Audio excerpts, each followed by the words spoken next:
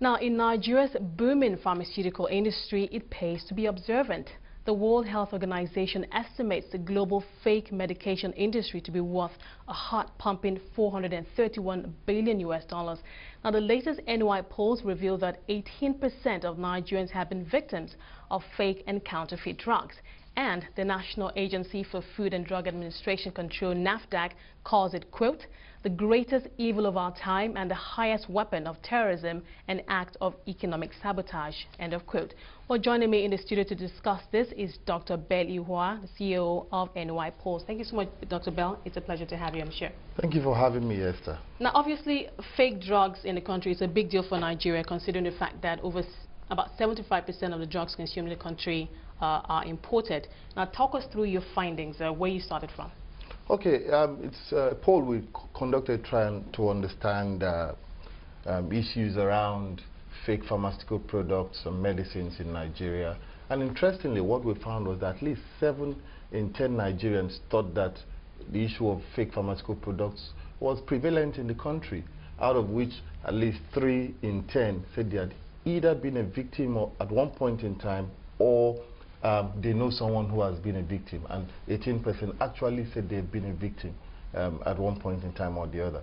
Now, interesting, but what about, I mean, where did they purchase these drugs? What's the areas, the pharmacies, street hawkers, which came first? Those are part of the findings. So 68% of those we polled said they got their medication from independent local pharmacies and chemists, and 14% said they got theirs from hawkers. Well, about 10% street hawkers, yes, people who hawk drugs, yes, medication. And it's still, you know, it's still happening, especially when you go to the hinterland. You see that there are some people who make a living from hawking medication. Now, we understand also that pharmaceutical experts say that many Nigerians may not even be aware that they have been victims of counterfeit drugs. So it's actually possible that we're talking about those who even knew that they were victims, but there's actually a large number of people who have been consuming drugs, counterfeit and fake, and not even knowing that they've been doing so. Absolutely, and this is where the issue lies. The issue lies in one, understanding whether what you've taken is a genuine or original medication. Someone had a chat with me and said, oh, how would you say this proportion of Nigerians are saying this when you cannot find out whether a drug is fake or not except by conducting a laboratory test? But hang on a minute. That's not the point we're making here. The point we're saying is Nigerians think and they have the opinion that there's a prevalence of fake drugs in the market. Whether or not they've been victims. Exactly. And some of them, at least 3 in 10, have either been victims or know someone who has been victim. But for the rest of them, they still believe that, look, there's a possibility that I'll go to a chemist or pharmacist and buy a fake drug. Absolutely. And this is where the concern is. So for NAFDAC, it's about how are we regulating these pharmacies and chemists that should be the go-to by the ordinary man in case the ordinary man wants to buy medication. Of course, we know that quite a lot of people, when they're ill, the first point of call is not necessarily the hospital or the local public health center, but the pharmacy, the local chemist. So self-medicating adds to the problem. Exactly. So this is what has led to that increase for us to have that almost 7 in 10, 68% of people who say will go into the pharmacies, and the local pharmacies and chemists are the first point of call. What about, I mean, the pharmacists, the drugstores themselves? We've talked about the people who go there to consume them. We know that there's a lot of regulation on the part of NAFDAC, but obviously, I mean, pharmacists too, there should be spotlight on them. Absolutely. And that's what this poll is about. It's the policy implication for us that's critical.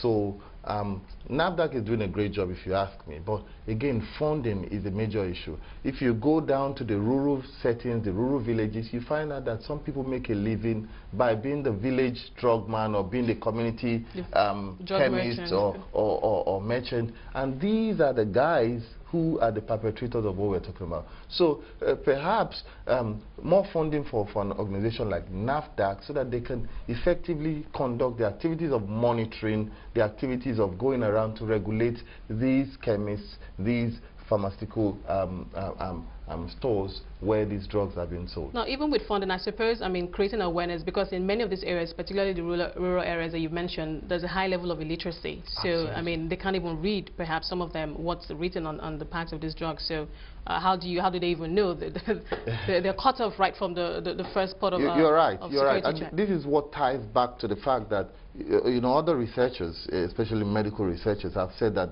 people may have taken fake drugs and may not be aware because of the illiteracy level. There's some medication that even are sold, no NAFDAC number. You wonder what is going on here. Hang on a minute. Why is there no NAFDAC? Or why has it been tampered? It has a NAFDAC number, but it looks tampered. So there are various implications for the media, for, you know, creating awareness, and there's also implication for the regulatory agencies to do their work there as well. Now, we've talked about perhaps more funding for the regulatory body, NAFDAC, but do you think that perhaps it makes it even more difficult for NAFDAC? I mean, given the fact that 75% of these drugs come from, are imported, first of all, come from the US, India, and China. We know that they're big fake drug cartels.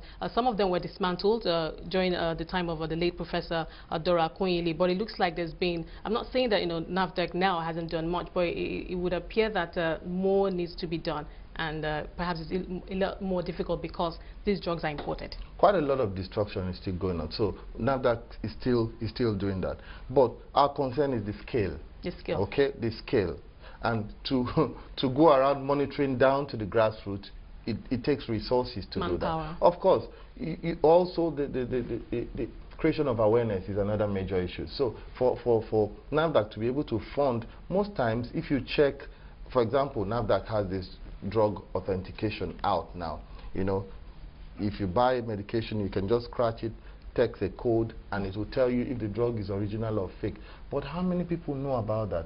Yes, we see some adverts on telly, but is it down to the grassroots where the common man in Ogorimagongo or the common man in New Busa can be able to say, yes, I know what to do when you know, I don't feel too well and I go to the pharmacy to buy some medication. Thank you so much, Dr. Bell Ihua. We'll leave it there. Thank you so much for shedding more light on that for us, taking us through your findings. That was Dr. Bell Ihua, Chief Operating Officer of NOIPolls.